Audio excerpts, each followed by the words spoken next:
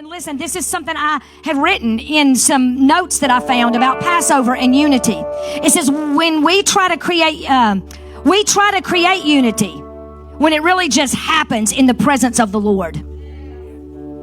When we try to create unity outside of the presence, it's hard because we try to make ourselves fit with people who are very different from us.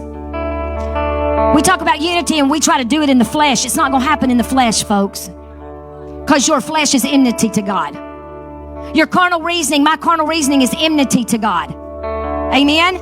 But in the presence, opposites love each other because it becomes a culture. See, there's one thing I can tell you that I've done this long enough to know. I can't love you within myself. I can only love you through the power of the Holy Spirit. And when I die to myself, then the love, when I die to what I want, then His love begins to flow out of me.